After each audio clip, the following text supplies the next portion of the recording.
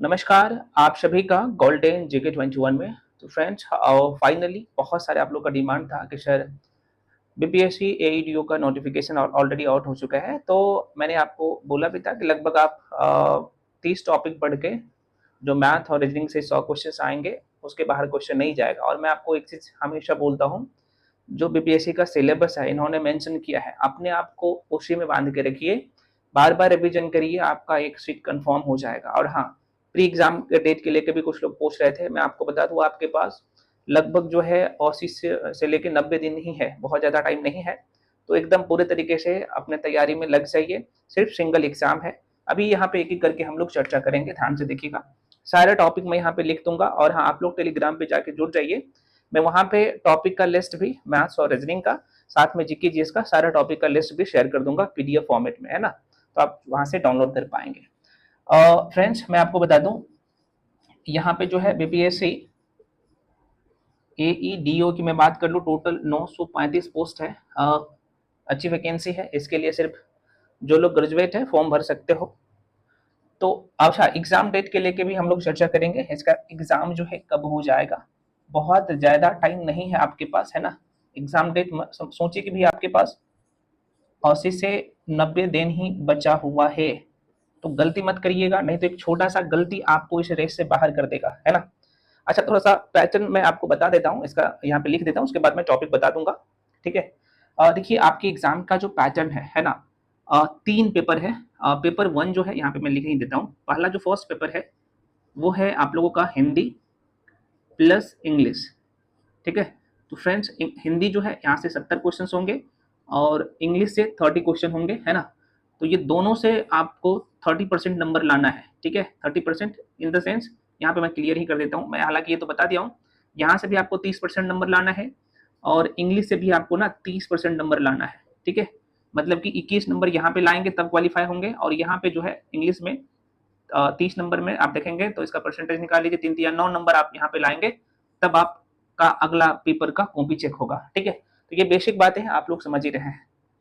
अगला जो सेक्शन है आप लोगों का, ये दूसरा जो है, आप कहेंगे सर ये जीएस पेपर है, ये 100 अंक का होगा। और तीसरा पेपर है वो है मतलब कि जनरल एप्टीट्यूड है, आप कह सकते हैं। इसमें आपको जो है मैथ्स प्लस रीजनिंग का 100 क्वेश्चन रहने वाला है। तो आपका जो फाइनल मेरिट बनेगा ये दोनों पेपर पे बनेगा, मतलब कि 200 अंक पे बनेगा। ठीक है, और यहाँ पे 1/3 निगेटिव भी है।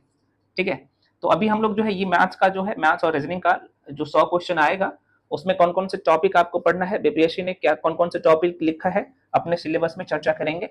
इसके लिए आपको कौन से बुक पढ़नी है ना, बुक्स के बारे में भी हम लोग चर्चा करेंगे। ध्यान से देखिएगा।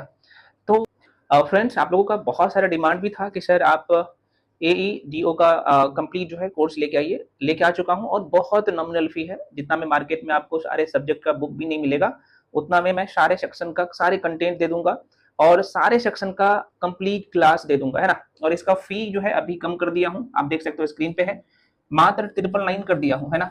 जो लोग भी ज्वाइन करना चाहते हैं इसमें आराम से आप कर सकते हैं। ये कंप्लीट कोर्स है ना। इसमें फ्रेंड्स आपको सारे सेक्शन पढ़ाया जाएगा। आपको यहाँ पे जीके का सारे सेक्शन, है ना, जनरल साइंस का भी आपको सारे सेक्शन पढ़ाया जाएगा, है ना। और साथ में आप लोगों का मैथ्स प्लस रीजनिंग, ये सब कुछ पढ़ाया जाएगा एकदम जीरो से। अभी जो टॉपिक मैं बताऊंगा सारा टॉपिक आपको बैच में भी पढ़ाया जाएगा ना। तो इसका फी मात्र 999 है। इसके रिगार्डिंग जो भी इन्फॉर्मेशन चाहिए आपको यहाँ पे नंबर दिख रहा होगा, 9341766130। इस नंबर पे आप कॉल करके इन्फॉर्मेशन ले सकते हैं। पेमेंट का नंबर ये है 7319924130। नीचे वाला नंबर पे आपको पेमेंट करना है, उसका स्क्रीनशॉट करके आप 9th वाला नंबर पे भेजेंगे, उसके बाद आपको बैच में जोड़ दिया जाएगा। ठीक है, ये क्लास शुरू हो गया है आज से, तो जो लोग ज्वाइन करना चाहेंगे तो आप आराम से कर सकते हैं, है ना। मैं पुनः कराऊं, सारे सेक्शन का आपको क्लास मिलेगा, सिर्फ पीडीएफ नहीं, कंप्लीट क्लास मिलेगा, वीडियो क्लास, और सारे टॉपिक वाइज में कंप्लीट करवाऊंगा, है ना। ऐसा नहीं कि भाई कुछ क्वेश्चन करवा दिया हो गया, ऐसा बिल्कुल नहीं। सारे सेक्शन का आपको प्रॉपर क्लास मिलेगा, चाहे मैथ्स का हो या रीजनिंग का हो या जनरल साइंस का हो या आर्ट्स वाले सेक्शन का हो। आर्ट्स वाले सेक्शन में आप सबको पता है कि history, polity, geography, economics, current affairs, Bihar special, ये सारे सेक्शन है जो कि सब कुछ आपको एकदम जीरो से पढ़ाया जाएगा, है ना। चलिए, ये फी जो है अभी जो कर दिया हूँ 53,999, ये सीमित समय के लिए ऑफर है, तो आप जाके अभी एडमिशन ले लीजिए, नहीं तो बाद में मत बोलिए कि सर आप फी बढ़ा दिए। इसका फी 1599 फिर हो जाएगा, है ना। तो आप जाके अभी एडमिशन ले लीजिए। चलिए, जो लोग जुड़ना चाहते हैं, जो लोग खुद से तैयारी करना चाहते हैं, तो आप खुद से भी कर सकते हो, कोई इशू नहीं है। अब यहाँ पे फ्रेंड्स हम लोग देखते हैं कि भाई आपके जो एग्जाम है उसमें मैथ्स और रीजनिंग का जो मैंने आपको पेपर बताया, जो 100 नंबर का आपका मैथ्स और रीजनिंग आएगा, है ना, यहाँ पे लिख देता हूँ, मैथ्स प्लस आप लोगों का जो रीजनिंग होगा ये 100 मार्क्स का होगा, है ना, ये 100 मार्क्स का होगा। इसमें पहले हम लोग मैथ्स का टॉपिक देख लेते हैं, मैथ्स में आपको क्या क्या पढ़ना है, ठीक है।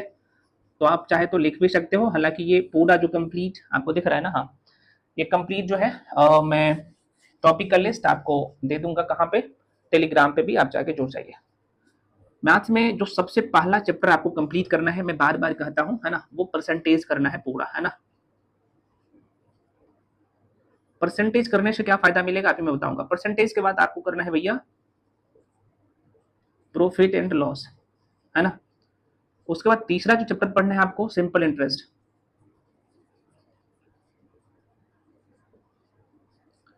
चौथा चैप्टर आपको कंप्लीट करना है कंपाउंड इंटरेस्ट, है ना।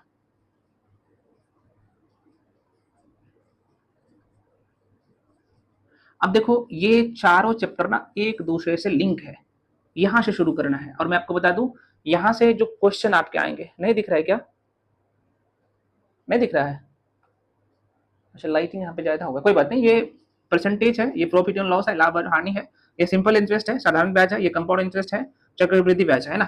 तो ये चारों टॉपिक से देखो, सिंपल इंटरेस्ट से लगभग जो है क्वेश्चन की संख्या 4 से 5 रहेगा, प्रॉफिट एंड लॉस से 4 से 5 रहेगा, सिंपल इंटरेस्ट से भी 3 से 4 क्वेश्चन रहते हैं, रहेगा ही रहेगा, और 2 से 3 क्वेश्चन इस टॉपिक से। बहुत बड़ा वेटेज है, क्योंकि अगर 50 मैथ्स आता है तो इसका दायरा इसमें बढ़ जाएगा। तो ये एकदम अर्थमेटिक का जड़ है। अगर अर्थमेटिक में अच्छे नंबर लाना है तो ये 4 टॉपिक आपको बहुत अच्छे से करना है, ठीक है। तो ये इसका 4 का पेयर बनाइए। उसके बाद 5वां चैप्टर पे आ जाते हैं, आपको यहाँ पे करना है भाई रेशियो, है ना। छठा आपको करना है एज, प्रॉब्लम ऑन एज, है ना। और रेशियो साथ में मिक्सर और एलिगेशन, जब आप ये पढ़ेंगे ना रेशियो साथ में कर लेंगे, ठीक है। छठा चैप्टर आपको पढ़ना, अच्छा ये दोनों एक दूसरे से लिंक है, ठीक है। अगर रेशियो पढ़ लेंगे तो ये भी एज भी आपको हलवा लगेगा। फिर 7वां चैप्टर आप यहाँ पे देख लो, 7वां चैप्टर में आपको यहाँ पे पढ़ना है टाइम एंड वर्क, है ना, समय और काम। 8वां चैप्टर पढ़ना है, आपको दिख रहा है कि नहीं दिख रहा है, हाँ दिख रहा है, यहाँ पे pipe and sister, pipe and sister, और ये दोनों भी एक दूसरे से लिंक है, तो लिंक करके पढ़ना है। मैं बताऊंगा सारी चीजें, आप देख सकते हो। ये मैथ्स का कंप्लीट जो है टॉपिक मैं आपको बता रहा हूँ। तो ये 8 चैप्टर हो गया। अब यहाँ से निकल के आपको आ जाना है भाई यहाँ पे, है ना, यहाँ पे, यहीं पे, और मैं लिख दूं क्या, हाँ, दो चैप्टर और नहीं हटेगा यहाँ पे। चलो यहाँ पे अगला चैप्टर आपको 9 नंबर पे लिख लेना है, टाइम एंड जो है डिस्टेंस। और 10वां चैप्टर लिखना है भाई आपको यहीं पे boat and stream, boat and stream, ये दोनों भी एक दूसरे से लिंक है, ठीक है। अगर ये टाइम एंड डिस्टेंस पढ़ लेंगे और यहीं पे आप 11 नंबर पर ट्रेन वाला सवाल पढ़ लेंगे तो आपका ये काम हो जाएगा। मतलब ये तीनों एक दूसरे से कहीं ना कहीं लिंक है, ठीक है। ये हो गया। अब अगला जो सेक्शन आपको पढ़ना है, एक ये पेयर बनाते जाइए, इस तरीके से आपको करना है। अगला सेक्शन आपको पढ़ना है मैथ्स का, वो पढ़ना है अब 12वां चैप्टर, वो पढ़ना है भाई आप लोगों का नंबर सिस्टम। अब यहाँ पे आप कहिएगा सर नंबर सिस्टम हम पढ़ ले क्यों नहीं पढ़े, मैं पुनः कर रहा हूँ कि डायरेक्टली नंबर सिस्टम पे जाइएगा ना, तो इसमें ये जो परसेंटेज है ना उसका भी कंसेप्ट उसमें रहता है, प्रॉफिट एंड लॉस का भी कंसेप्ट रहता है, मैं दिखाऊंगा सारी चीजें। इसलिए नंबर सिस्टम आप कैलकुलेशन का भी इसमें फंडा रहता है, तो इसलिए नंबर सिस्टम ये सब कंप्लीट करने के बाद पढ़िएगा, है ना। तो यहाँ पे लिख देता हूँ नंबर सिस्टम आपको पढ़ना है। 13वां चैप्टर आपको पढ़ना है भाई यहीं पे, नंबर सिस्टम के बाद आप सिंप्लीफिकेशन यहीं पे कर लोगे, क्योंकि हालांकि अगर इतना कर लोगे ना तो सिंप्लीफिकेशन अलग से करने की जरूरत पड़ेगा ही नहीं, यहाँ पे हालांकि मैं लिख देता हूँ, है ना, सिंप्लीफिकेशन। अब देखो बुक भी मैं बता दूंगा। 14वां चैप्टर आपको अब करना है एलसीएम एचसीएफ, है ना, एलसीएम एंड एचसीएफ। 15वां चैप्टर आपको करना है यहीं पे पार्टनरशिप, छोटे छोटे कुछ टॉपिक है आप उसको कर सकते हो, मिसलेनियस टॉपिक रहता है। उसके बाद आपको डीए कर लेना, डाटा इंटरप्रिटेशन। साथ में आपको ना वेन डायग्राम भी कर लेना है, यहाँ से क्वेश्चन पूछे जाते हैं, है ना। तो वेन डायग्राम से भी क्वेश्चन यहाँ से पूछे जाते हैं, तो भाई इसे भी नहीं छोड़ना है। अच्छा यहाँ पे कुछ टॉपिक और नहीं छूटा, हाँ पार्टनरशिप में लिख देता हूँ।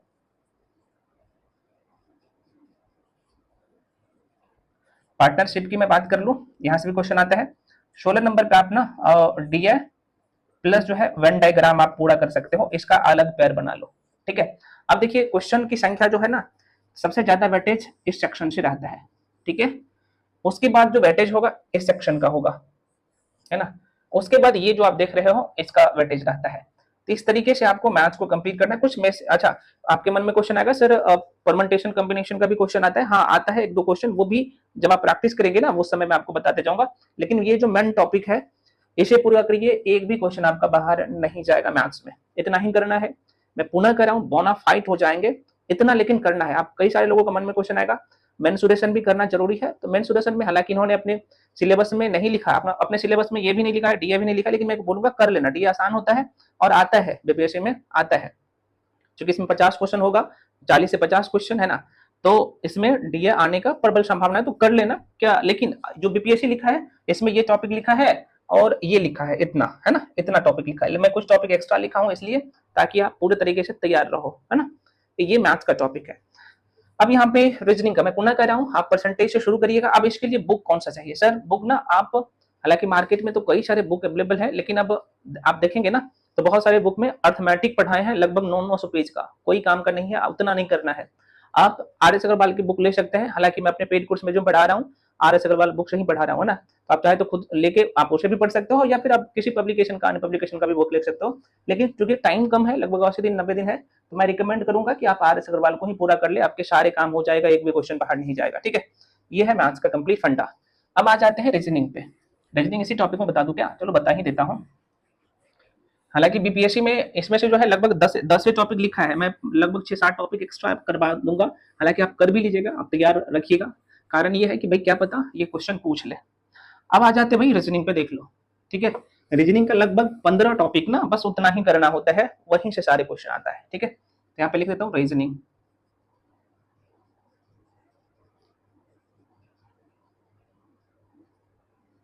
है ना। फ्रेंड्स रीजनिंग की मैं बात कर लो तो रीजनिंग में जो पहला चैप्टर आपको करना है, आप ये सर सारे बुक में तो एनालॉजी से शुरू है ना। एक मिनट में देखता हूँ, चलो हाँ अब दिख रहा है ना, यही आपको परेशान करता था, नहीं दिखने देता था। हाँ तो रीजनिंग में आपको जो पहला चैप्टर करना है वो करना है भाई, मैं कहूँगा इंग्लिश अल्फाबेट से आपको शुरू करना है कहानी, है ना। इंग्लिश अल्फाबेट से कहानी शुरू करना है। दूसरा अब यहाँ पे एनालॉजी करना है। अब यहाँ पे जो लोग रीजनिंग नहीं पढ़े होंगे उनको लग रहा होगा कि सर एनालॉजी क्या है, इंग्लिश अल्फाबेट क्या है, मैं बता दूंगा, घबराने की जरूरत नहीं, सारी चीजें ना। तीसरा चैप्टर आपको करना है भाई एनालॉजी के बाद, अब यहाँ पे आ जाना। देखो एनालॉजी जो टॉपिक आप पढ़ेंगे ना, इसमें अलग अलग टाइप्स है। आप जैसे आपको जो वर्ड बेस्ड एनालॉजी टेस्ट होता है वो अलग होता है, नंबर बेस्ड एनालॉजी होता है वो अलग होता है, जो फिगरल एनालॉजी टेस्ट अलग होता है ना, तो इसका अलग अलग टाइप्स है, सब करना है ना। तो मैं मेन टॉपिक का नाम लिख दिया हूँ। उसके बाद आपको आ जाना है आधा, अभी इसका वेटेज कितना रहता है अभी चर्चा करूंगा। उसके बाद आपको आ जाना है भाई कोडिंग डिकोडिंग में, ठीक है। कोडिंग डिकोडिंग का सबसे, ये दोनों चैप्टर देख रहे हैं ना, इंग्लिश अल्फाबेट और कोडिंग डिकोडिंग, ये रीजनिंग का जड़ है, लगभग 30% क्वेश्चन रीजनिंग में यहीं से आता है, ठीक है। इसे पूरा करना है। अब यहाँ पे आप देखेंगे ना एनालॉजी और ये दोनों को मैं मिला दूं तो क्लासिफिकेशन का टॉपिक यहीं से बनता है, लोग समझते नहीं है ना। मैंने अपना मार्क्स आपने अपने बैंकिंग एग्जाम का जो मेरे मार्कशीट था मैंने आपको दिखाया था, मेरा रीजनिंग में 35 में 35 हमेशा आता था, मैंने आपको दिखाया थे सारी चीजें, है ना। बैंक वाला एसबीआई वाला मार्कशीट मेरा देखे होंगे आपने, मैथ्स और रीजनिंग का। तो इसलिए मैं कह रहा हूँ कि ये अलग से नहीं आता, तरीका होता है, अप्रोच होता है। और ये रीजनिंग मैं पुनः कह रहा हूँ ऐसा सेक्शन है ना, आप यहाँ पे फुल में फुल नंबर ला सकते हो, मैं टॉपिक में बता रहा हूँ, बस उससे कर लेना अच्छे से, अब हो जाएगा आपका काम। तो एनालॉजी हो गया, कोडिंग डिकोडिंग हो गया। मैं यहाँ पे क्लासिफिकेशन नहीं लिखने वाला हूँ क्योंकि ये दोनों का ही कॉम्बिनेशन होता है क्लासिफिकेशन में। अब यहाँ पे चौथा चैप्टर लिखने वाला हूँ भाई सीरीज। सीरीज में भी अलग अलग, यहाँ पे आपको नंबर सीरीज देखने को मिलेगा, मिसिंग सीरीज देखने को मिलेगा, अल्फाबेटिकल सीरीज आपको देखने को मिलेगा, तो अलग अलग टाइप्स है, मैं यहाँ पे सीरीज लिख दिया हूँ, है ना। उसके बाद पांचवा जो चैप्टर आपको करना है सीरीज के बाद, वो करना है वर्ड फॉर्मेशन, बहुत इंपॉर्टेंट टॉपिक होता है ना। वर्ड फॉर्मेशन ये करना है ना। वर्ड फॉर्मेशन में वर्ड अरेंजमेंट भी आ जाता है, बहुत इंपॉर्टेंट होता है। अब देखेंगे ना बीपीएससी एएसओ का जो एग्जाम होता है ना उसमें भी पूछा गया है सीरीज में ना। यहाँ पे मिसिंग सीरीज भी होता है, अल्फाबेटिकल सीरीज भी होता है, यहाँ पे मैं लिख दिया हूँ, है ना। तो इसका सबका तरीका, जैसे ये जो सीरीज वाला है ना, जैसे मान लो कि यहाँ पे ए लिख दिया, फिर यहाँ पे डाइस्टेस है, बीसी कर दिया, इस तरीके से वो इसमें आता है। फिर यहाँ पे अल्फाबेटिकल सीरीज भी आता है, जैसे एन दिया, पी दिया, आर दिया, फिर जो है यहाँ पे जो है आपका प्रश्नवाचक चिन्ह दे दिया, उसके बाद एस दे दिया, इस तरीके से भी सीधे जाता है। कुछ 12 दिया, 15 दिया, 18 दिया, फिर यहाँ पे प्रश्नवाचक चिन्ह दे दिया, उसके बाद यहाँ पे 20 दिया, तो ये वाला सीरीज आता है। तो इसका अलग अलग टाइप होता है ना, तो यहाँ पे मैं सीरीज में आपको मेंशन कर दिया कि भाई ये सारे क्वेश्चन आता है, ठीक है। वर्ड फॉर्मेशन के बाद अगला चैप्टर पे जो आपको करना है वो कर लेना है। अब यहाँ पे छठे नंबर पे डायरेक्शन है ना, डायरेक्शन टेस्ट बहुत इंपॉर्टेंट होता है ना, डायरेक्शन टेस्ट बहुत इंपॉर्टेंट होता है। डायरेक्शन के बाद आपको यहाँ पे आ जाना है भाई 7वें नंबर पे रैंकिंग पे, है ना,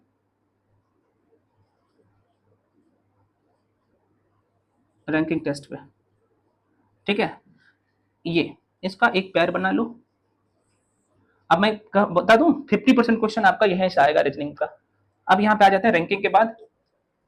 अब यहाँ पे रैंकिंग के बाद हम लोग आ जाते हैं किस पे आ जाऊं भाई, तो आप कहेंगे सर 8वां चैप्टर आप लिख दो, ब्लड रिलेशन।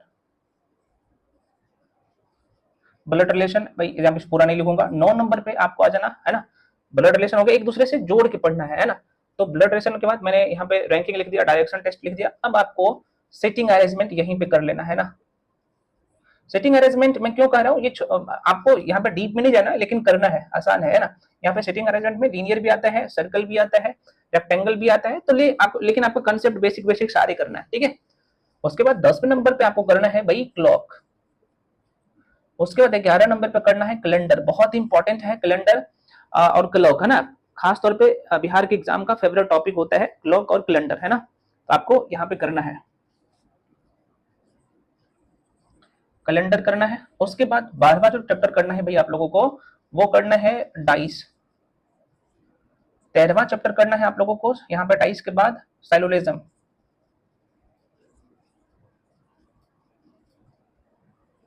है ना, जिसे हिंदी में 91 कहते हैं। उसके बाद 14वां चैप्टर करना है आप लोगों को इनइक्वालिटी। ये इनइक्वालिटी से ना खास तौर पे इसमें आता है, इनइक्वालिटी को हम लोग बाद में रखेंगे, वो बैंक का टॉपिक है, इसे आप छोड़ दो। 14 नंबर पे आप लिख दो, है ना, मिरर इमेज, है ना। मिरर इमेज में इसलिए बोल रहा हूँ, mirror image plus water image, है ना। मैं पुनः कह रहा हूँ, सारे का ना लिस्ट मैं आपको डाल दूंगा आप लोगों के लिए टेलीग्राम पे, आप वहां से डाउनलोड कर सकते हो आराम से। तो यहाँ से मिरर इमेज वाटर इमेज दोनों कर लेना। उसके बाद 15 नंबर पे जो टॉपिक मैं यहाँ पे लिख रहा हूँ, मैट्रिक्स को भी कर लेना, ये बेसिक सा क्वेश्चन है।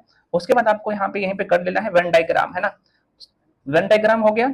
उसके बाद यहाँ पे 16 नंबर पे मैथमेटिकल ऑपरेशन बहुत इंपॉर्टेंट होता है, ये भी टॉपिक यहाँ से क्वेश्चन आता है, मैथमेटिकल ऑपरेशन से क्वेश्चन आ रहा है ना। ये करने के बाद आपको ना सेलोलिज्म बता ही दिया, कुछ और मिसलेनियस टॉपिक है, हालांकि थोड़ा सा यहाँ पे स्पेस का कमी है, मैं वो सारे का लिस्ट जो हालांकि बीपीएससी में जो लिखा हुआ है ना, ये जो यहाँ पे लिखा हूँ, ये लिखा है क्लॉक इन्होंने शायद मेंशन नहीं किया है, ये ब्लड रिलेशन उसमें है, ये सब मैं कुछ एक्स्ट्रा टॉपिक उसमें मेंशन कर दिया हूँ, क्योंकि रीजनिंग का सिलेबस है, इसमें वर्बल और नॉन वर्बल मैं मेंशन कर दिया हूँ, उसको करना ही करना है। मैं कंप्लीट में पुनः कर रहा हूँ कि रीजनिंग का पूरा जो लिस्ट है मैं आपको टेलीग्राम पे दे दूंगा। अब यहाँ पे ना ये अजम्पशन और आर्गुमेंट से क्वेश्चन आ रहा है बीपीएससी में, क्योंकि आप इस एग्जाम के लिए जा रहे हैं, मतलब कि एडीओ बनने जा रहे हैं, आप सबको पता है कि असिस्टेंट एजुकेशन डेवलपमेंट ऑफिसर बनने जा रहे हो, तो भाई मुझे लग रहा है कि अजम्पशन और आर्गुमेंट से क्वेश्चन आएगा, है ना, वो थोड़ा सा टेक्निकली क्वेश्चन होता है, तो वो आपको अच्छे से करना भी है ना। अच्छा दिख रहा है ना, हाँ दिख रहा है। तो सारे रीजनिंग का, लेकिन ये जो मेन टॉपिक है ये है रीजनिंग का, इसी को पूरा करना है। मैं पुनः कह रहा हूँ आपका रीजनिंग का एक भी क्वेश्चन नहीं छूटेगा, और हाँ मैं अपने पेड बैच में ये सारे टॉपिक करवा रहा हूँ, शुरू है, ठीक है। तो आशा करते फ्रेंड्स आप लोगों का ये डाउट था मैथ्स और रीजनिंग के लिए हमें क्या पढ़ना है क्या छोड़ना है, तो छोड़ना तो नहीं है लेकिन पढ़ना है ना। ये सारे टॉपिक पे आपके कमांड अच्छे से होना चाहिए। आप जब टेस्ट दोगे ना तो उस समय दिखना चाहिए कि आप जो टेस्ट दे रहे हो, तो उस समय भी आपके कौन कौन से टॉपिक से क्वेश्चन आ रहा है, तो आपके दिमाग में क्लिक होना चाहिए कि भाई इस टॉपिक से क्वेश्चन आया है, और वहां पे आप गलती की तो वहां से जाकर प्रैक्टिस कर लो, इस तरीके से आपका पकड़ होना चाहिए। सबसे बड़ी बात होता है टाइम मैनेजमेंट आपके एग्जाम में। तो ये सारे टॉपिक पे पहले तो आपको बेसिक पकड़ बनाना है, उसके बाद जो है प्रैक्टिस करना है बहुत ज्यादा, ठीक है। जब तक प्रैक्टिस नहीं करोगे मैथ और रीजनिंग में, तब तक जाहिर सी बात है आपका टाइम नहीं बचेगा, और जाहिर सी बात है टाइम मैनेजमेंट बहुत ज्यादा जरूरी है, क्योंकि 100 क्वेश्चन में आपको 2 घंटा का हालांकि टाइम मिलेगा, तो अच्छे खासा टाइम है, लेकिन तो पर भी टाइम मैनेजमेंट करिएगा। और ये जाहिर सी बात है जब आप रीजनिंग में प्रैक्टिस करेंगे, मैथ्स में प्रैक्टिस करेंगे, तो ये ओवरऑली आता है। तो आशा करते हैं फ्रेंड्स आपको सारे जो टॉपिक है वो समझ में आ गया होगा कि हमें क्या पढ़ना है रीजनिंग में, मैथ्स में, ये पढ़िए, कहीं पे भी पढ़िए, लेकिन इस टॉपिक को पूरा करिएगा। और मैं पुनः कर रहा हूँ, जो बीपीएससी का सिलेबस पहले उसे पूरा करिए, उसके बाद ही एक्स्ट्रा पढ़ने का कोशिश करिएगा। तो जीकेजीएस का भी आपको टॉपिक चाहिए, और जीकेजीएस में पुनः कर रहा हूँ, साइंस के लिए आपको एनसीईआरटी पढ़ना पड़ेगा इस एग्जाम के लिए। साइंस का वेटेज लगभग मुझे जहां तक लग रहा है 40 प्लस क्वेश्चन आएगा, फिजिक्स केमिस्ट्री बायो मिला के एनसीईआरटी पढ़ना पड़ेगा। कम से कम आपको 8, 9 और 10th को अच्छे से करना है ना। वो उसका भी लिस्ट मैं बता दूंगा अगले वीडियो में। मिलते हैं अगले वीडियो में, तब तक के लिए जय हिंद।